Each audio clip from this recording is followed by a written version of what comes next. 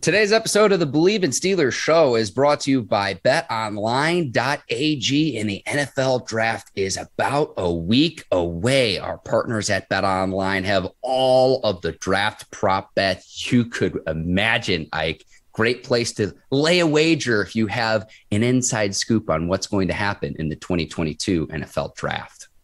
Any sport, anytime, any place, make sure you go to betonline.ag. And it's really easy to get started. Head over to the website or use your mobile device to join and use our promo code Bleav, that's BLEAV, to receive your 50% welcome bonus on your first deposit. Bet online, where the game starts. All right, cue the music. It's time to start the show.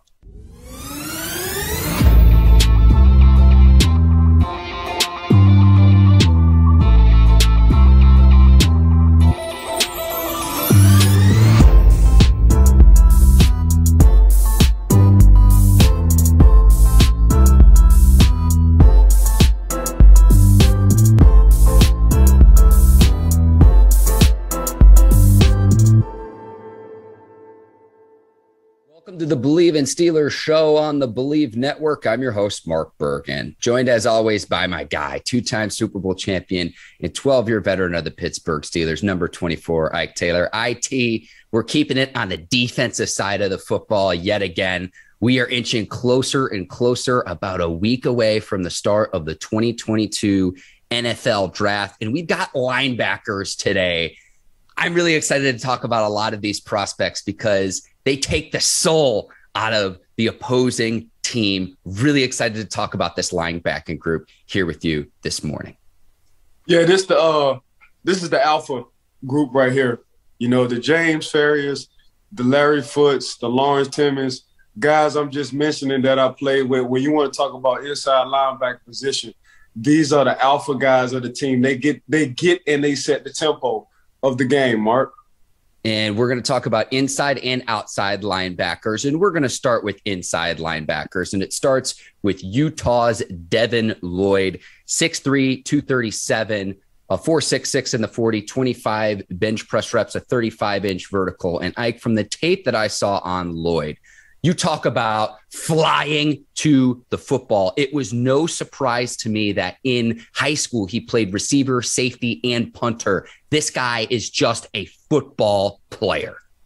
Yeah, he's a little bit more than a football player. I checked his address on my phone and it said lives in the backfield, because that's exactly where he's. Every time you pop in the tape, he's always in the backfield. He's a heck of a blitzer from the A to B gap. He just has a good feel for the ball. And when you want to talk about sideline to sideline, he can do that just as well. Now, he also can play outside linebacker position too, Mark. So he was one of these dual guys who can play inside or outside. If you put him in a cover 3 scheme, as far as like what Dallas likes to run, he got a great feel for the zone coverage. As you can see, he has a couple of picks in his highlights if you want to look at him. But this dude just pretty much got it all. And how I measure my inside linebackers is, who do they have in front of him? So for me, he doesn't have a number 1 or number 2 or third round draft pick when it comes down to the D tackle position or the nose tackle position. This is all on Devin Lloyd. Devin Lloyd is doing this by himself. And we're always talking about getting skinny. What I mean by getting skinny, if you're on the defensive side or if you're a running back, you're able to get skinny and get through cracks and holes in the defense or the offense that people usually can't do. Usually guys, they do a good job of hat and hands and getting the offensive lineman up out of him. Devin does a good job of hat and hands, but he also understands and knows how to get skinny. His instincts is just off the chain when I looked at him. But just looking at his long stride, he reminded me of a guy I played with, which was Lawrence Timmons. Lawrence Timmons had a long stride, so that means he closed a lot of ground in a short amount of time, and he got that ASAP.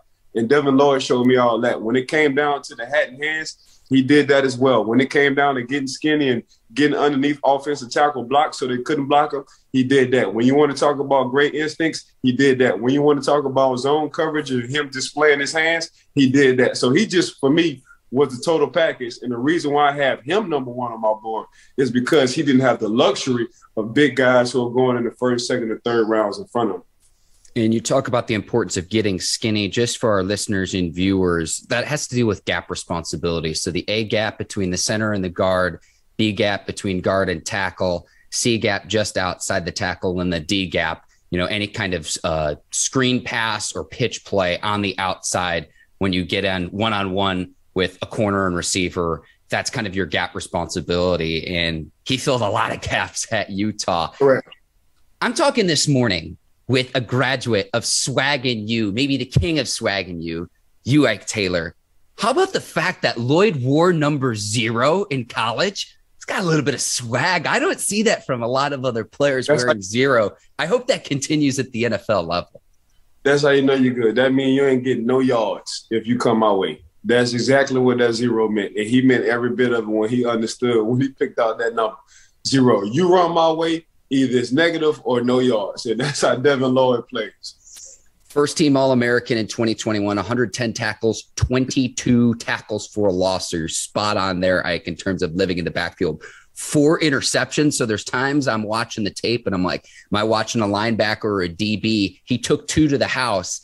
He had 6 passes defended as well. 14-game season. Very, very productive player for Utah. And again, to me, of any player that I watched at the linebacking position, just flying to the football. If I could harp on that to any of our younger listeners, the importance of that, of playing through the echo of the whistle, but absolutely flying to the football. That's Devin Lloyd out of Utah.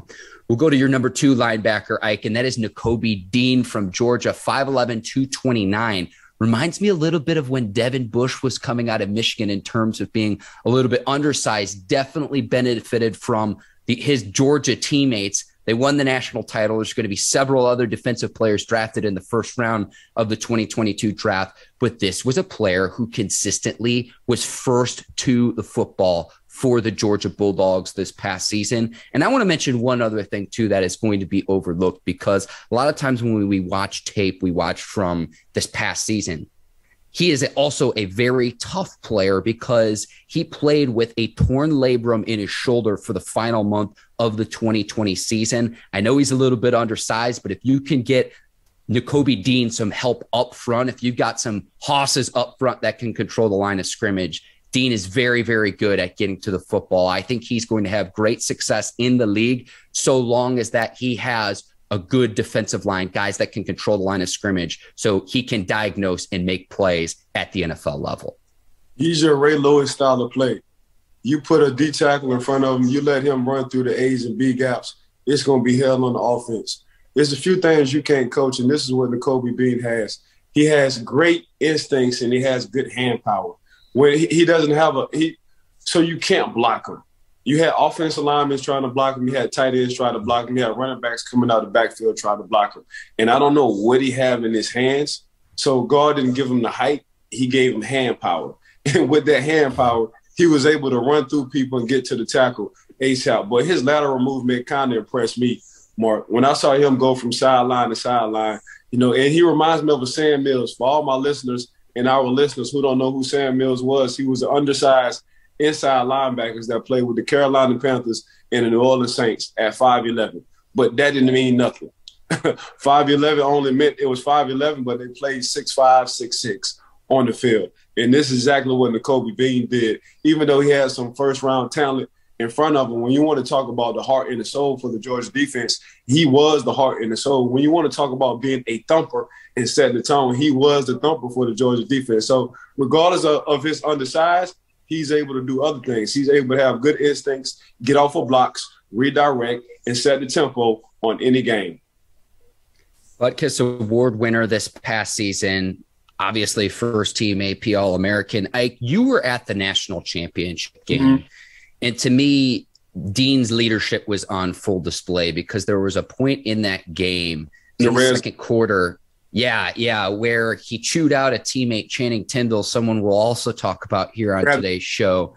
But then on the next play, it inspired Tindall to make a play and it prevented an Alabama score. You were physically there. Did you see this altercation while you were watching when you were at the national title game? It wasn't an altercation, Mark. This is the biggest game of our career at this point in time. Hey, bro, I don't need those slip-ups. You're better than that. I need you.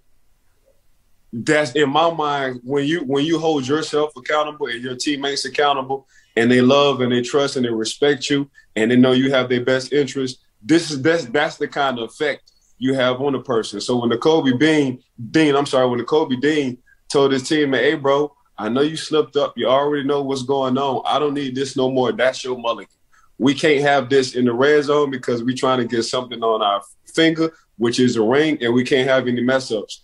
And the fact that his teammate understood, didn't move his shoulders, didn't push him off of him, he looked him dead in his eye and told Nakobe Dean, I got you, said a lot about the respect level of Nakobe Dean, which you need at the inside linebacker position. Again, we talked about this earlier on the show. The inside linebacker position, you have to be an alpha, and that's clearly the point with Nakobe Dean. He's definitely is an alpha, not only on the team that won a national championship, but a team that has some dogs just as well as him. By the way, there are the Georgia Bulldogs. Ike, I like how you explained that in like the PG version of what probably happened. I would love to get the mic'd up version of what actually happened on the field. Yeah, we can't do that on our show. We can do that like somewhere else. I'll say this too. One of a kind cigar. I love it, Ike. I love it, Ike. And if anyone's curious about Ike's cigar line, we always leave his Instagram information in the show notes. So check out the one of a kind cigar line, part of Howard G Cigars. Ike, I also saw Dean shed tacklers to get the ball carriers. He's good in space. He's good at pass coverage too. So again, I think he'll benefit from some studs up front, having a good defensive line at the NFL level. But even despite the fact that he is undersized, shedding blocks didn't seem to be a problem for Dean at the collegiate level. We will keep it in the SEC for our next linebacker, and that's Christian Harris out of Alabama, 6'1", 226, a 4.44 in the 40, 34.5-inch vertical, 11-foot broad jump. And we are talking about an explosive linebacker. That's Christian Harris out of Alabama. I don't know if you ever got plucked in the ear, but I remember going to church a few times with my mom, my aunties, and my uncles, and I might have was cutting up a little bit, and they wound up thumping me in my ear real hard, and it hurt. That's exactly what Christian Harris is, man. He's a thumper when it came down on the field. The question mark was for Christian was, can he cover man coverage? You got dang right. He can. He displayed that. So you getting an all-around linebacker in Christian Harris, man. Christian, not only he can cover a guy in the zone, but he can cover a guy in the man. But for me, it was the good blitzing. It was accelerating with the blitz. So if you want to run a stunt, if you want to run inside crossfire dog, if you want to run anything anything dealing with somebody getting from point A to point B, this is Christian Harris. Christian Harris was the heart and soul of that Alabama defense. As many as athletes as Alabama have on that defense, Christian stood out all the time. And this is what he did well. Now, you want to talk about shaking hands and getting off the block, he did that just as well too. Lateral movement, he did that just as good too. But for me, man, it was just his energy, Mark.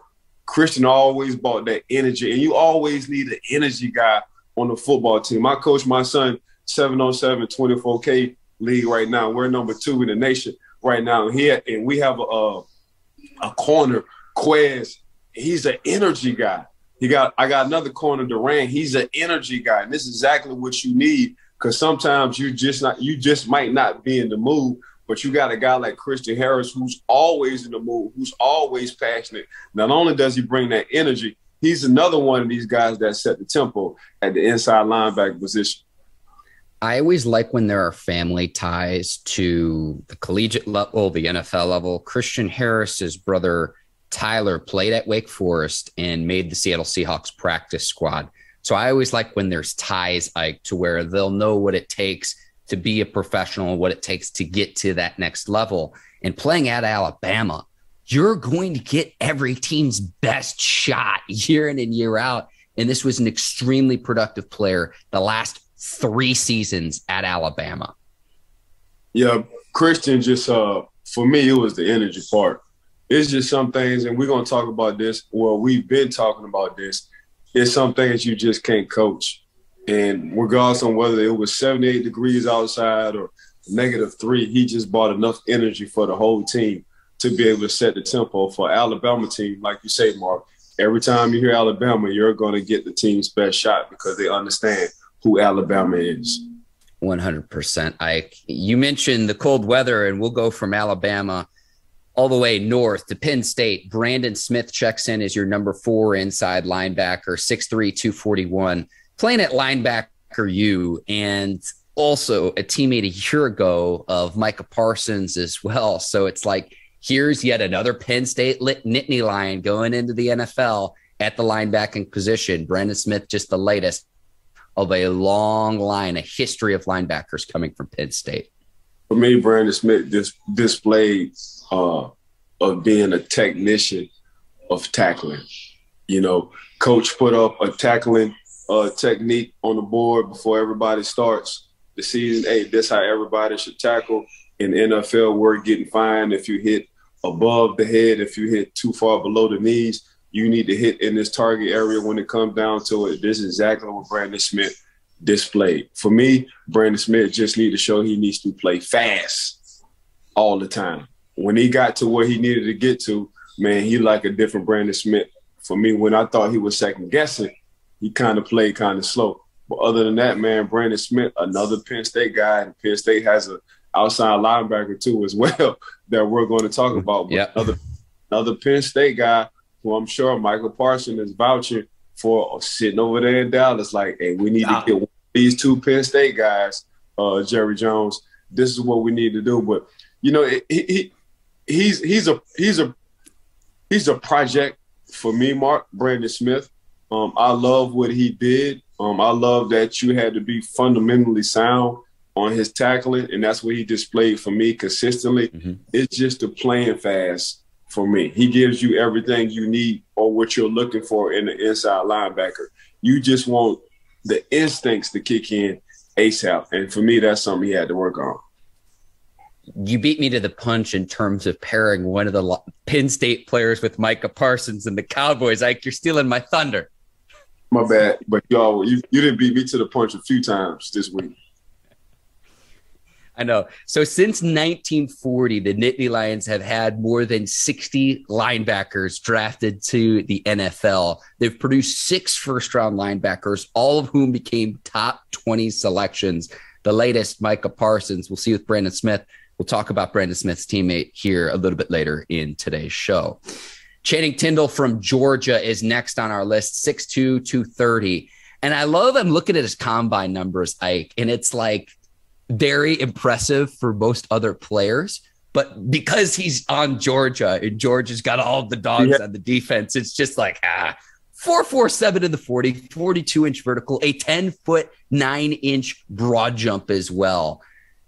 How he responded in the title game, too. Again, Tindall was the player who had the on-field, just the interaction, I would say, with Nicoby Dean. And on the very next play, he made a play for the Georgia Bulldogs, and it stopped an Alabama drive. But again, a benefit of all of the studs on the Georgia defense. Ike, you joked on our last episode of Bleav in Steelers that we could have coached the Georgia Bulldogs to the college football playoff because they had so much talent on their defense.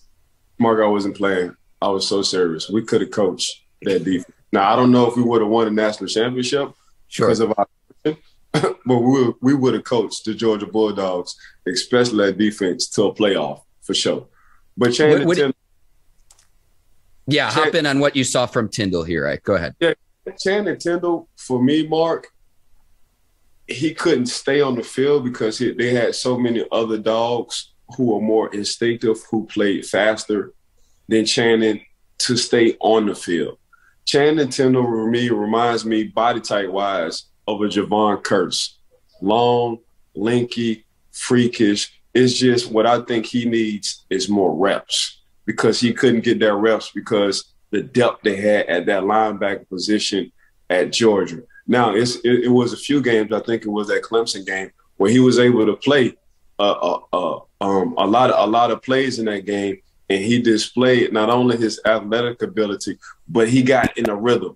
And for me, Channing Tindall, because he wasn't able to start a lot of these games, he couldn't get in the rhythm. But when he did get in the rhythm, he showed you the 10-9 broad jump. He showed you the 42-inch vertical jump. He showed you the 4.47.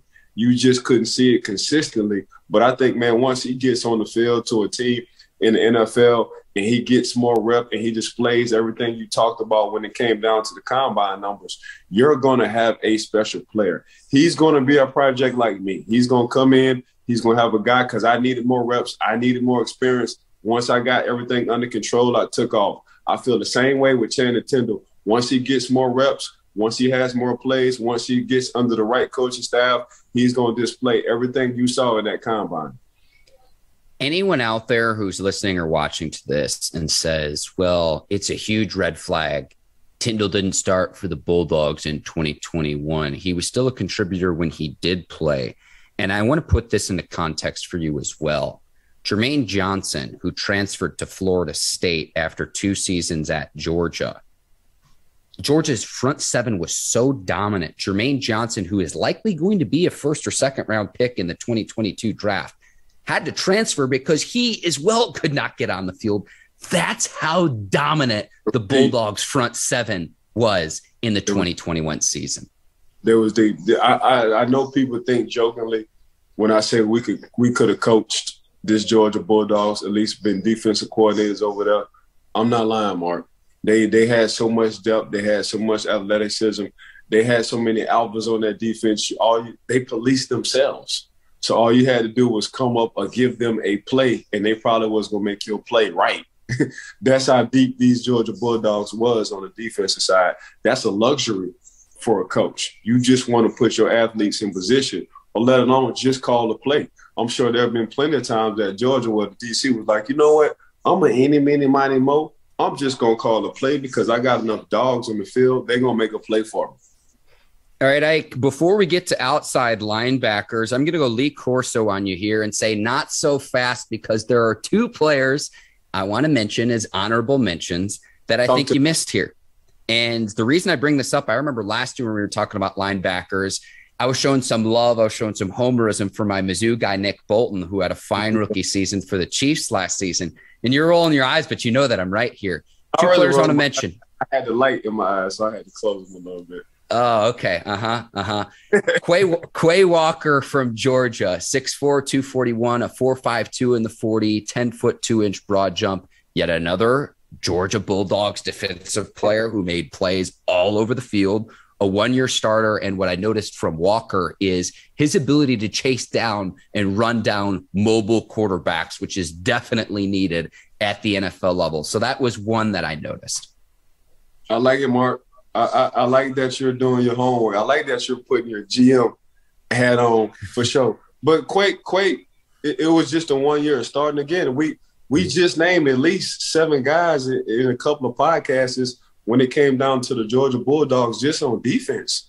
Mark? Yeah, I mean, Davis, Wyatt, Walker. I mean, again, Jermaine Johnson was on the Bulldogs defense. So it's just like the whole first round is going to be Georgia defensive players. Yeah. You heard it. I mean, that's not a news flash, but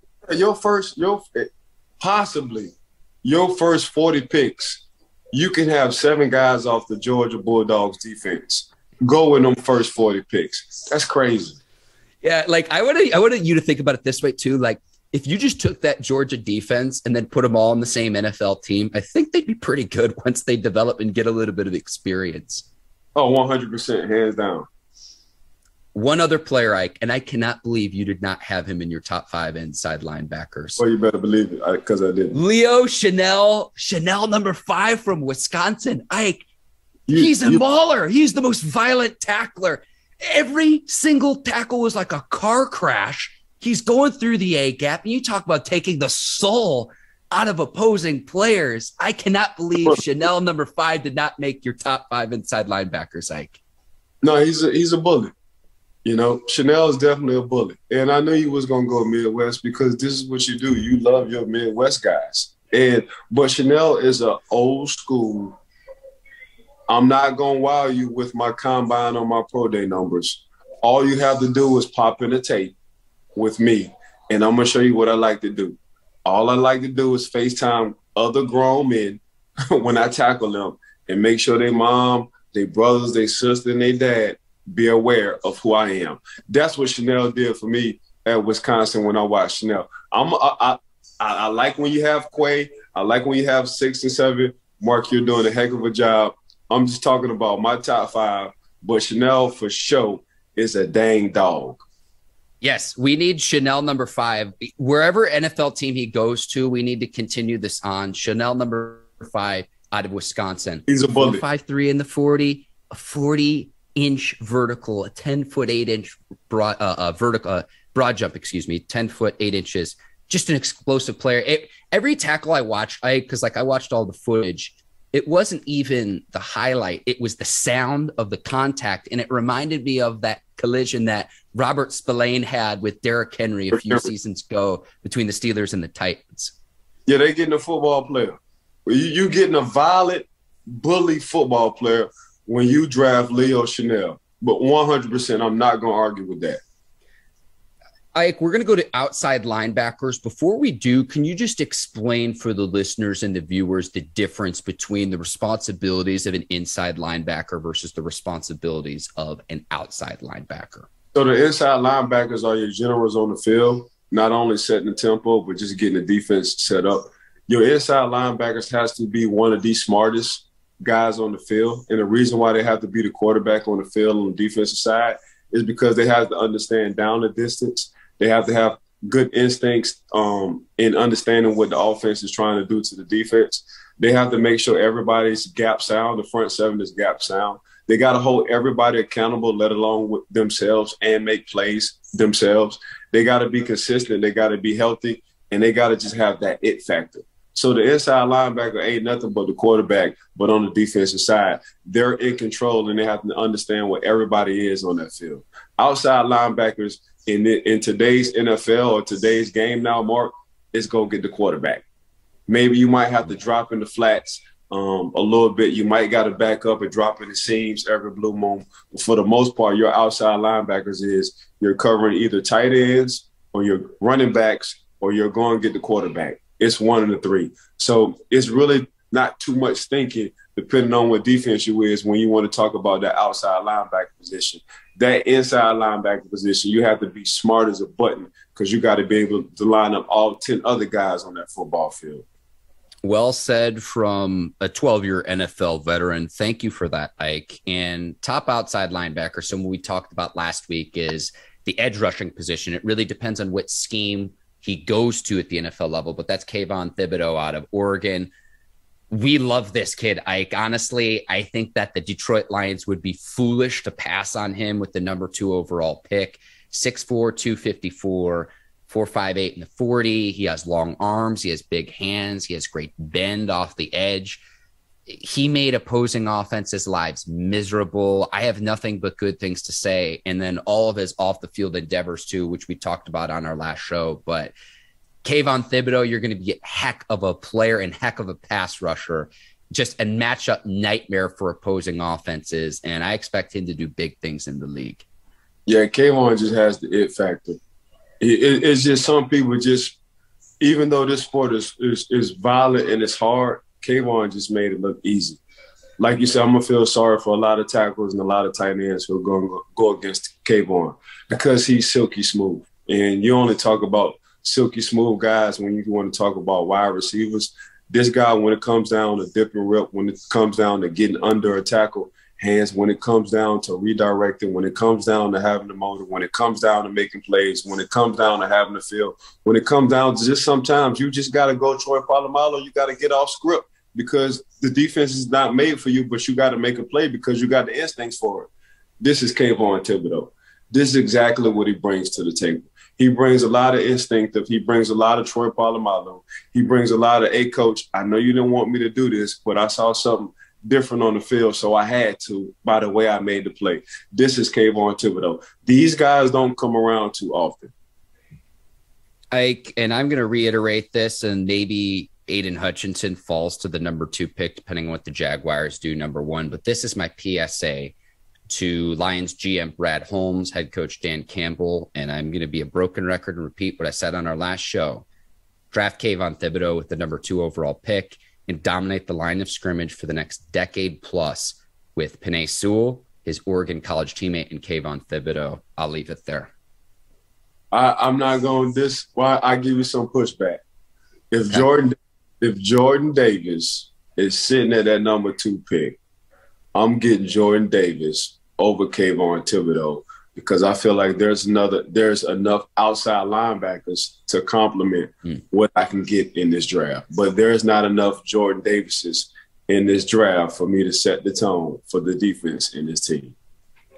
I think you're overvaluing Davis a little bit, but what you're saying does make sense given how many talented edge rushers there are in the 2022 draft. I would encourage any of our listeners and viewers to go back and watch and listen to our last episode because there are so many we couldn't even get to, Ike.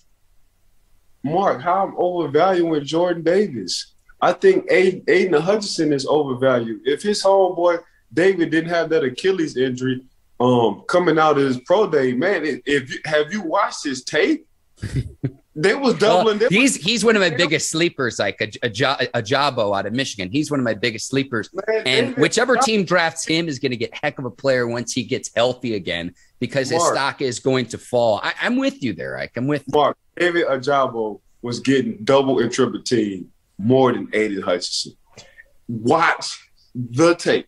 If you didn't know any better, and I have him on here just because he was getting covered like he was a wide receiver, a corner, a linebacker, and he just so happened to have a tight end offensive tackle and a running back on him. I'm telling you, Aiden Hutchinson is a better Batman, is a better Robin than a Batman. I'm telling you, y'all gonna see it. Y'all gonna see it. Y'all gonna come back to me at the end of the season. Y'all gonna be like, dang, you were showing right on this one. So that's why I think Aiden Hutchinson needs to go with somebody who's already there. Because if it's on Aiden Hutchinson, you're really going to see the Robin come out. Getting back to Kayvon Thibodeau, which I'm sorry we got off of, he's a special, unique talent which give offensive tackles hell in the NFL. I love that that's the mountain you're going to die on, Ike. I love it. I love it. Let's go to your number 2 outside linebacker. That's Sam Williams out of Ole Miss, 6'4", 241, a 4.46 in the 40, 32.5-inch vertical, 10-foot 3-inch broad jump. Ooh. And what I noticed is he was very fast off the edge. I call Sam Williams the pocket collapser. Oh, Sam reminds me of Julius Peppers. Body style. Body type. He's built just like a Julius Peppers in my mind. What Ole Miss ran was 3 down lines. So for you to kick butt and get double teamed consistently as a 3 down lineman and be able to still make plays says a lot about Sam Williams. Says a lot about sitting in the backfield. Says a lot about beating double teams. Once you get to the NFL and you become the man and it becomes new to you, getting double teamed, this is what Sam Williams has been going through his whole time. So he just thinks, since y'all are not double teaming me, man, I got a free meal because I'm used to getting double teamed all the time. So I looked at Sam Mills, and the first thing I saw was like, dang, Ole Miss really runs 3 down linemen for the majority of their defense? Yes. Sam Williams still stays in the backfield and make plays? Yes. Sam Williams got a Julius Peppers body type? Yes. Sam, at his size, Sam Williams knows how to bend the corner and still be able to have lateral movement? Yes. Oh, yeah. Sam Williams is a goddamn dog. That's exactly what he is. Not only does he cause disruption, he's a ball searcher. He's able to get around the corner. You can line him inside or outside, depending on what your defense is. He stays healthy, and he's going to forever make plays because he's just used to getting double teamed. If you only put a tackle or guard on him, he's going to smother them 24/7. First team All-SEC, third team All-American, and ranked 5th in college football with 12.5 sacks. That was a program record at Ole Miss. And I can't wait to see what he can do at the NFL level. I'm really excited to talk about this next prospect, and that's Arnold Ebiketie out of Penn State. You stole my thunder earlier. I thought I was going to blow your mind and say, maybe this is who the Dallas Cowboys draft on the back half of the first round and pair him with his college teammate, Micah Parsons. You beat me to the punch. I'm a little salty about it, but Arnold Ebiketie, heck of a outside linebacker for Penn State. No, Arnold definitely going to Dallas. I'm telling you right now, Arnold is going to Dallas because that's exactly – they just lost Randy McGregor, right? Dallas just lost him. He went to the Denver Broncos. So now this is the guy Michael Parsons is vouching for. He's vouching for an outside edge rusher, a guy who he played with, a guy for me who showed closing speed. You gave him a little daylight. You know the old saying, give him an inch, they take a mile. Just exactly what Arnold does. You give the young man an inch, he's going to take a mile, which is a great scenario for him when it comes down to the NFL and get to where he need to get to. That's what I liked about him. Instincts and motor. Athleticism and motor. Want to and motor. Defensive pass rush plays and motor. Closing speed to wherever he needs to get to and motor. So if I'm putting motor as an adjective off of everything I say second, it's going to be hard. Michael Parsons is my teammate now for the Dallas Cowboys and motor. Boy, Jerry Jones is going to love this draft pick because the Dallas Cowboys get it. But if any other 31 teams get this draft pick, that's exactly what they're getting. You mentioned the motor, Ike. Are we talking like V8, V12? How high are we going? Yeah, he's a V8 guy. He's a V8 guy. You don't want a V12 right now. He's another one of these guys that it's an old song that says it takes two to make a thing go right. It always took two people for Arnold, and they still couldn't get it right. Let's go to the West Coast, and that's USC's Drake Jackson, 6'3", 254. He's going to be a little bit heavier at his pro day. He weighed in at 273, and I think playing at that heavier weight is going to help him at the NFL level.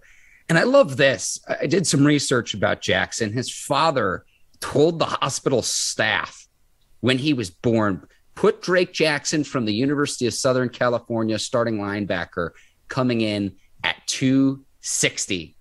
That's on his birth certificate. So you talk about manifesting it, Ike. That's Drake Jackson out of USC. That's exactly what he did. Very instinctive, very athletic. Is more suited for a 3-4 outside linebacker position than a 4-3 outside linebacker position. Lamar Woodley style body, always searching for the ball. He was the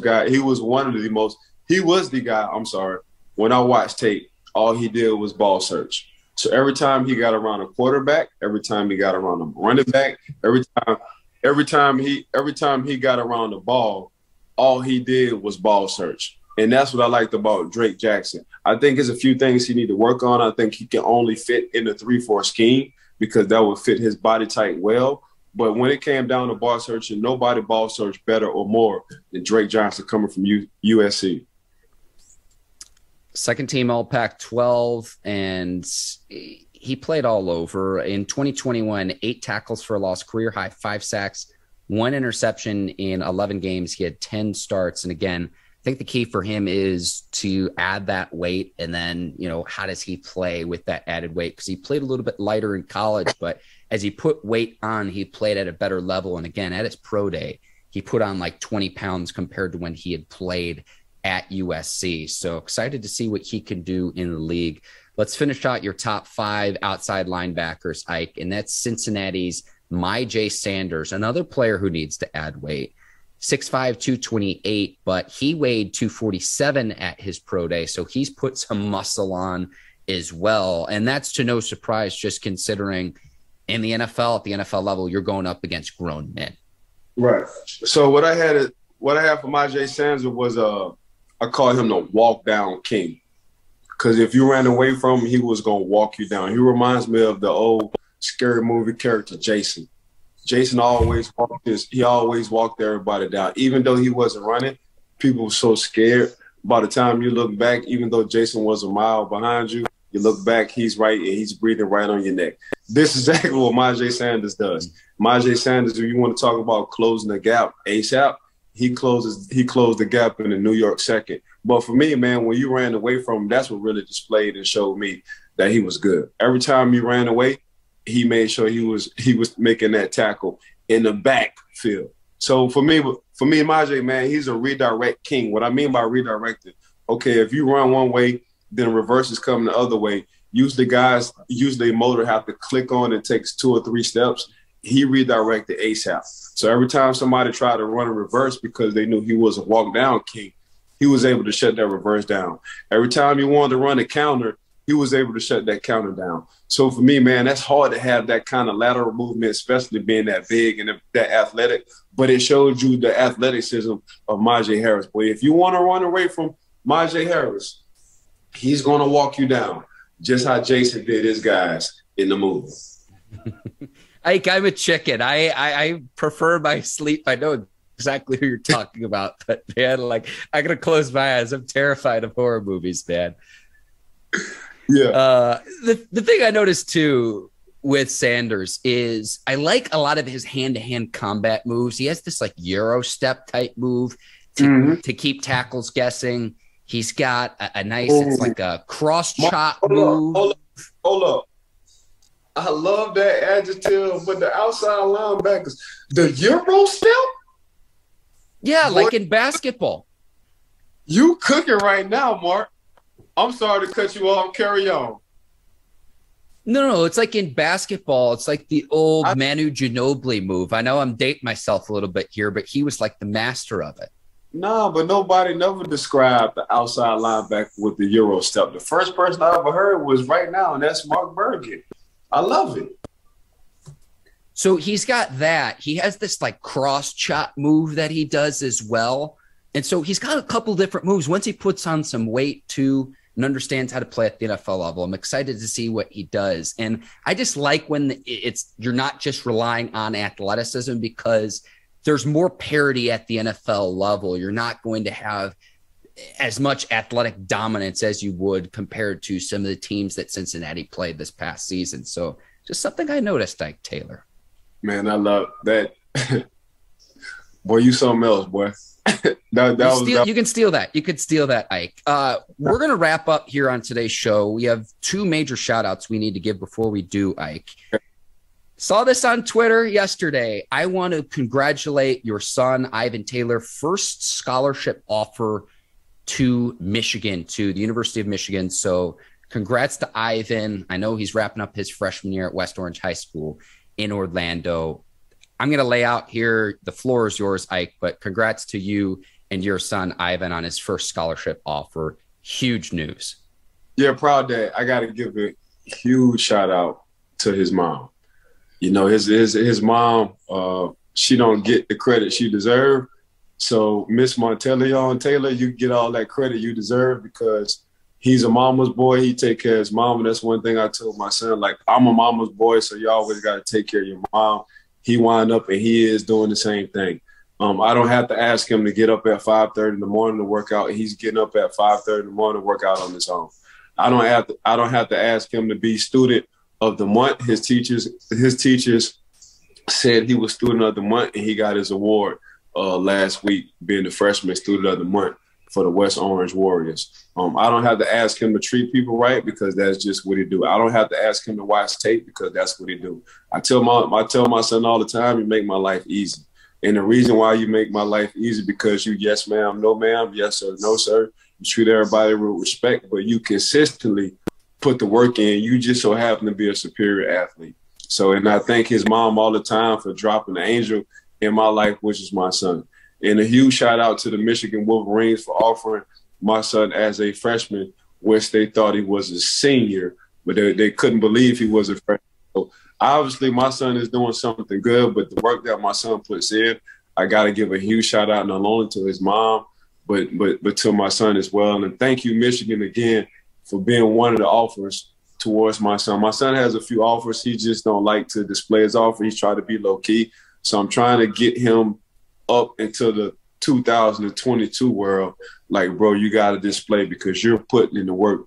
You're just getting your reward off the work you put in for years. But a major shout out to the Michigan Wolverines for offering my son.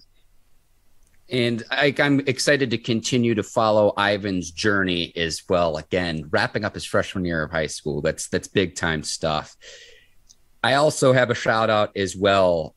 Ike, you know I'm an adopted Yinzer. I grew up in the Chicago suburbs in Naperville, Illinois. I want to give a huge shout out to my high school teammate, James O'Shaughnessy. He's played for the Chiefs. He's played for the Jaguars. He's a tight end. played at Illinois State. He has signed a contract with our hometown team, the Chicago Bears. James, I hope you tear it up in the 2022 season for our hometown team. Something that's really, really cool. Again, I played with James. He was a year older than me in high school. Very down-to-earth dude. I'm very excited to see what he can do in the 2022 season. But I wanted to give a shout-out and credit where credit is due. For sure. Big shout-out to James, bro. Congrats to you, Mark, as well. Hey, so I'm along for the ride, Ike. I'm along for the ride. That's a full pod. That's a full pod. On Monday's episode, we're going to be breaking down the DBs. So we'll have corners and safeties. Ike, I always love talking DBs with you, someone who played 12 years in the league for the Steelers at the cornerback position. And we will also have your mock draft in advance of the 2022 draft. So still a lot of exciting stuff here on the Bleav in Steelers show. Want to thank you, Ike Taylor. You're the absolute best. Want to thank the Bleav Network, also our producers over at Brinks TV for making us look fancy and great. They deserve all the credit in the world. The hard work behind the scenes of John Brinkus, Courtney Vargas, Herbert Diaz, Lucy Oden, and the Brinks TV crew. Also, today's sponsors of Bleav in Steelers, BetOnline and Athletic Greens. Thank you for sponsoring our show. And I want to thank the listeners and the viewers. This has been so much fun. We love talking football. 2022 draft is almost here, Ike, and I'm excited for these next few shows to see what ends up happening in the draft and what ends up happening with our beloved Steelers. I second everything you said, Mark. Appreciate you being with me on the show. Appreciate Bleav Network for giving us the opportunity. Appreciate BetOnline.ag for always rocking with us. Appreciate Athletic Greens for keeping us strong and healthy. Appreciate Brinks TV for making us look good on this show as well. Appreciate all the listeners for tuning in. Make sure y'all give us a 5-star, please. 5 stars and 5 stars only, Ike. For Ike Taylor, I am Mark Bergin. Thank you for listening to Bleav in Steelers. We will see you next week. 2022 draft is almost here. Until then, take care and so long, everybody. Peace.